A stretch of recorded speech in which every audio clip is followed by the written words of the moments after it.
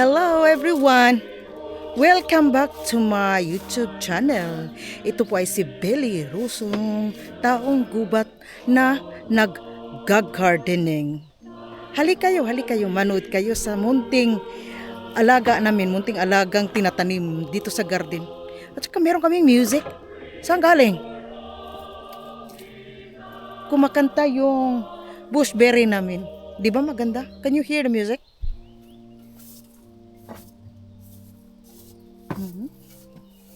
At today magba-barbecue kami kahit hindi ganun ka good health ako, but still I am claiming in the Lord that everything went well by His healing power. Oh, follow kayo sa mga nanay at mga IT na gustong manood mga simpleng buhay kagaya nito na walang filter at walang pretend. Lahat ay totoo, genuine at walang fake. So let's continue.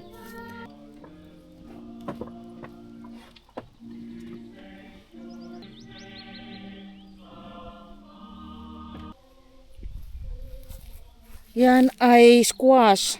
Kakatanim ko lang kahapon dito sa garden. Kasi pinapaano ko yan seedlings dun sa bahay. Pero walang cover. Hopefully, may gigising at mamumunga. Oh. Ito po, masakit yung kamay ko kaya hindi ako ganun ka lagi dito. Once in a blue moon lang. Pero yung apple namin lumalaki na. Apple, oh. Pero walang bunga pa, walang bunga. Hopefully next year mamumunga na to. Mga tawag nito? Chives pala, chives. At ito yung binili ko. Nilagay namin kahapon, pasensya hindi ako nakakuha ng video kasi pag walang plan yung pagpunta namin dito. Kasi kahapon nga is nag-aantay ako na mag-calm yung utak ko dahil medyo mataas yung blood pressure ko. May tinanim ako dyan na alugbati, may kamote. Iwan ko yung kamote, parang giniginaw. Wala pa kasi kakatanim pa lang few days ago. So wala pa talagang makukuhang makikitang seedlings. Ito naman the same squash. Kasama yan. Oo, kahapon ko tinanim, yung pinya ko na tinapon ko dito, yan, pinya. Hindi naman siya namatay. Directly. Gigising, pero actually hindi yan mamumunga, of course. Paano yung mamumunga pag 3 months lang yung summer? Tapos weather dito, cold, hot, cold, hindi naman hot. Cold, a little warmer, ganun talaga. Kaya kailangan namin ng ganito. Para additional na it can produce more heat. Tapos sa gabi, it can prevent from cold. Tapos it can penetrate moisture. Diba? O, ganon. Hindi po ako expert sa gardening, but this is our hobby na gusto namin gawin. Yung strawberry namin, walang alaga. Dapat i-renew, pero kaya nga is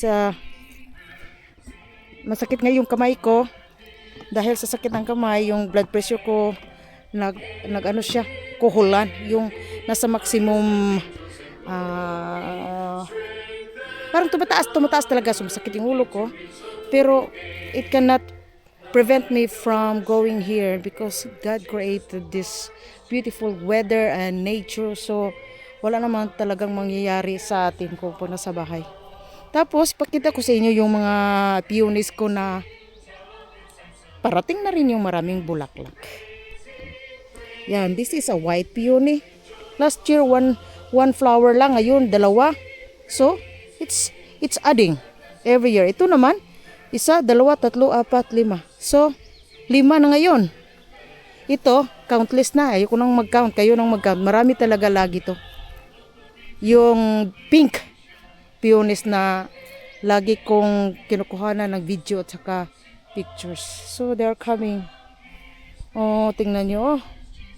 Yan yung asawa ko nagbubungkal, hindi ako. Kasi masakit ang kamay. Pero look at, there we saw. Yan. May mga hook na rin. Tsaka mga chives ko. Tapos yung sa gitna, may tinanim akong silver onions from seed. So it takes a week bago siya maglabasan. So patience is a virtue. Tapos ito mga bulaklak oh. Maganda to eh. Nagkukumpit sila sa mga grass. So mas okay pa ganyan. Because the bees likes to stay here. Oh, tingnan mo may bee. Maganda pag mga ganyan kasi pag may squash ka or zucchini, mga ganyan, kailangan niya ng bees. So pag mga ganyang bulaklak, dapat balance sa garden. Ang rhubarb namin namumulaklak na. So ang dami ng rhubarb. Ito wala pa, hindi pa naayos, hindi pa naalagaan. Old apple tree na namatay. Yan oh. Very big rhubarb. Masarap din yan pag alam mo. Pero the leaves are poisonous. Only the trunk. Yung trunk lang ang pwedeng kainin. At hindi sobra. Kasi strong. Diba? At yan ang aking kadate today. God is good. Diba? Yan, bell namin dito. Pang-iwas ng ibon. Pero okay lang pumunta ang ibon.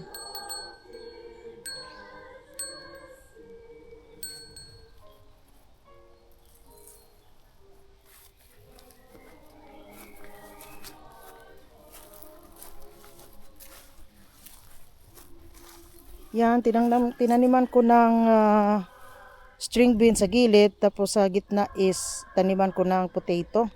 Limited yung garden natin. So, kung tutubo. Pag hindi. Pero anyway, string beans and potato, they work together sa soil. So, wala silang kompetisyon. So, itatanim ko sila both. Ito naman yung sira ko na mga 3 to 4 years ago na ginagamit ko pa rin para at least kahit pwede pa rin siyang makakover dahil against from cold and wind. Ang tinanim ko dito yung parsley. Kasi yung parsley ko for 5 years, nag-end na siya yung nang buhay. So tinanaman ko ng parsley. Tapos sa gilid may garlic. Sana tutubo. We'll see. I-update ko kayo kung tutubo na sila. Ito naman, lagi naman to mga bush berries. Black currant, white currant, gooseberries. Oh, kailangan pa naming putulan yan. Sinabi ko sa mister ko, siya na yung magputol. Ito naman may oregano. Oregano na mas gusto magkukumpit yung oregano sa garden. Pero anyway, hindi ko na inalagaan tong box to. Kasi yun na nga, masakit yung kamay ko. So we have no choice. Ito kailangan pagbungkalin. O ayan, wala tayong ibang magawa kundi mag-enjoy lang tayo kahit hindi perfect yung garden natin. Importante may tumutubo.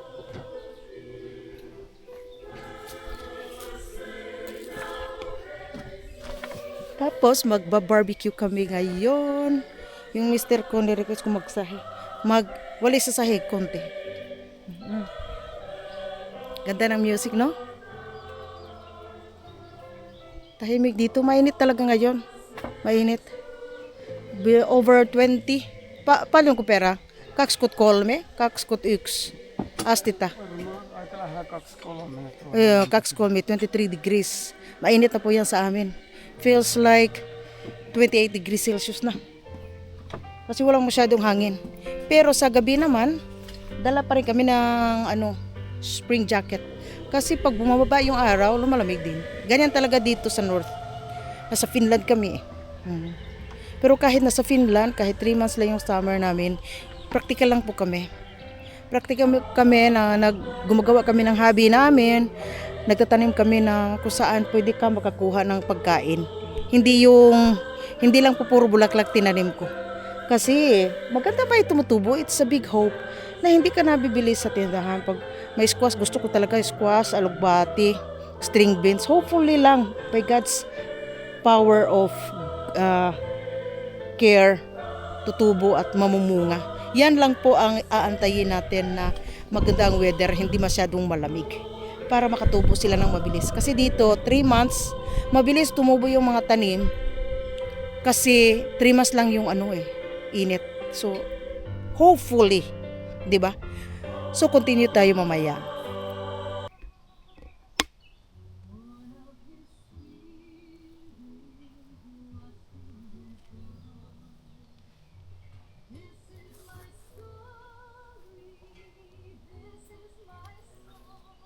Isarap sa namin yes.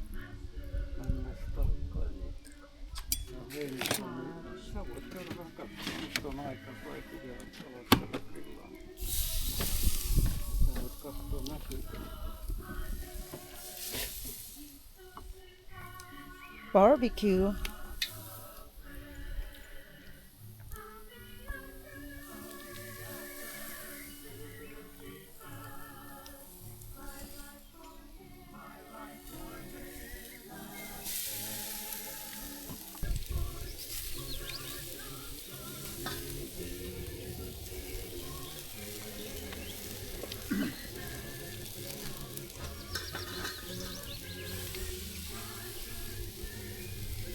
Oh, ayan, yan ang simple naming ulam. Wala kaming rice. Yan, barbecue chicken. Ang susit, isa na lang. Miss na niyon, kay Kimene. Yan.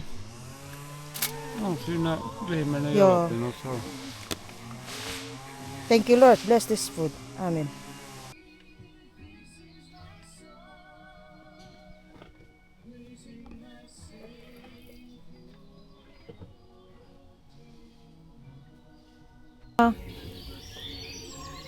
He's looking for lizards. Hi.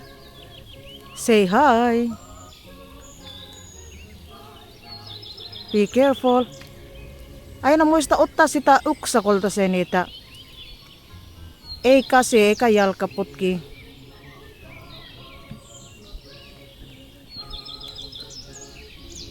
And the neighbors also, nag-start din sila ng garden. Nandun sa likod. Alam niyo yan? Likod ng garden namin. In front of me. Yan, ibang may-ari doon. Yan, anak ko yan. Ito ay sa amin. Oh. Ganyan talaga pag may trabaho. So, this is not, we are not everyday, but still, it's okay. Meron ting bungang darating yung mga strawberry na yan, kahit ganyan.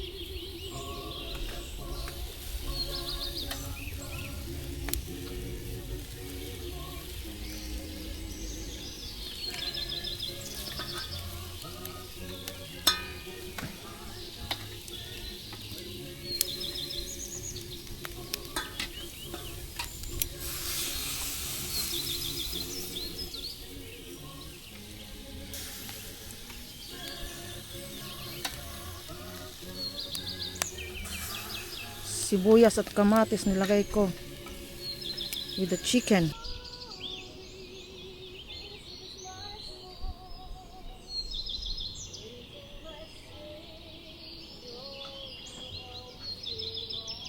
Tanim, potato. Oho. So ihan lahila. Ah, hey, pita is all 9. Daddy oy. Hey, liya lahila. Oho. Ihan lahila. Iba talaga pag iba yung magtatanim. Yan ang magtatanim ngayon. Oho. Pinagtatapon. Rita yo. Oy, meksi sa hay tilit nita. Pitaulan natis ti dade. Lian lahila. Pitaulan na hetkinen. Ei, miksi siis, miksi? Siellä on yksi peruna tuolla on. Ai niin joo, mä istutin Juko. Joo. Joo, sen takia mä siihen laitan. No niin. No niin. Sitten. Näin. Ganyan lang, kasimple. Aha. Yes. Yeah.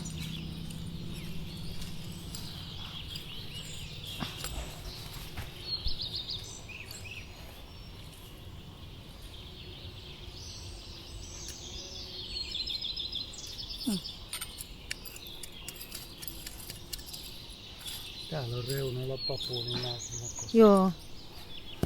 Se on papujan tässä. Sinne suoraan. Mutta miksi taas on niin syvä? Ei ole tasapain. Tasapain. No. Ano ba yan? Finish natin. Maraming mali.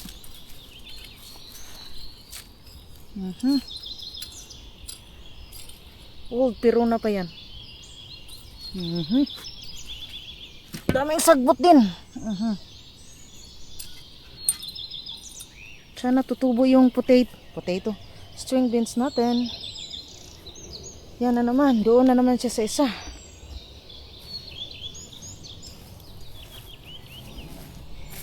Rita Kutoy. Sini pa. Yo, kaks ribi.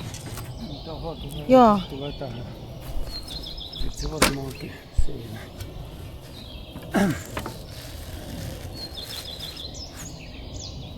Ei kovin lähellä. Ei tää enemmän. Aha, mitä? Ei kun ei riitä. Ai, vähän nurkkaan. Noin, jees.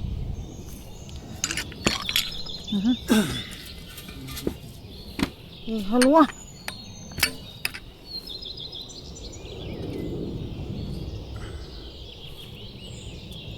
Sitten näin. Another batch of potato. Tarviko liian syvää? Niin on. Kyllä.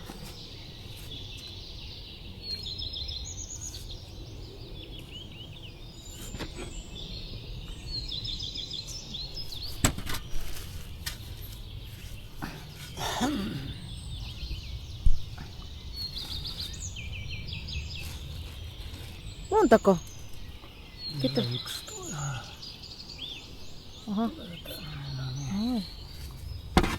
Vielä jäljellä.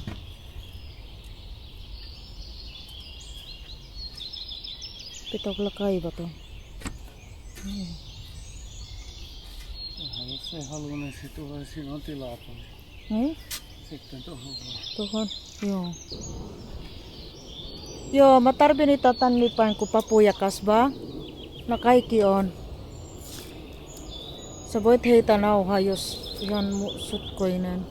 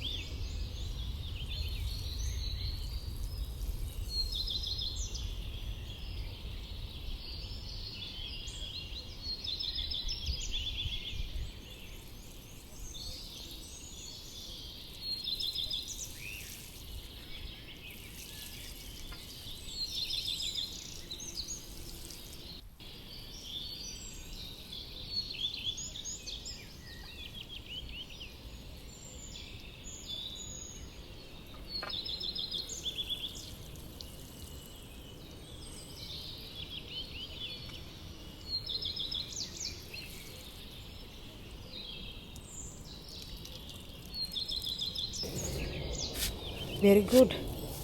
Daddy, Ito. very good.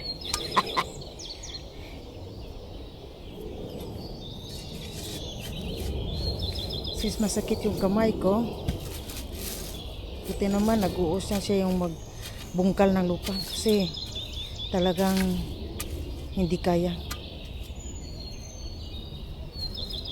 Hindi kaya ng kamay kong magbunot.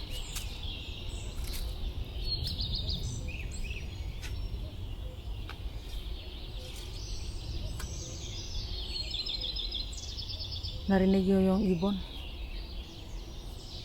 Ah, koko. Hindi kasi oy kinini dali. Kaki. Kaki.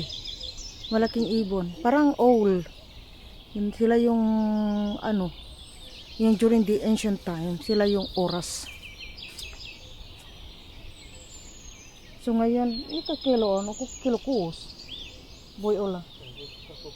Kus kanot kula. Kaki. So, yan ka lang. Isma. Yan lang. Umat. Yan o. Umat. Gooseberry. Infinis Caribbean. Muna sa musa. May nag-iingay din. Oo, dagdagan natin ng lupa. Yung rhubarb namin as in, grabe ano siya. Explode ng dahon. As in, malaki din yung bulaklak. Oh. Yes.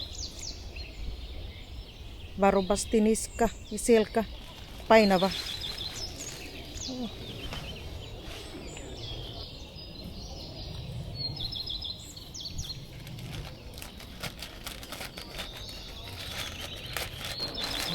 Dagdag lupa lagi.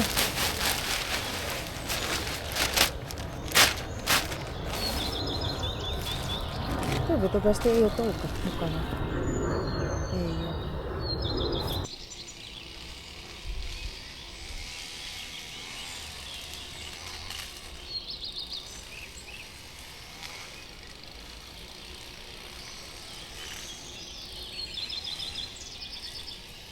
Our relaxing chair.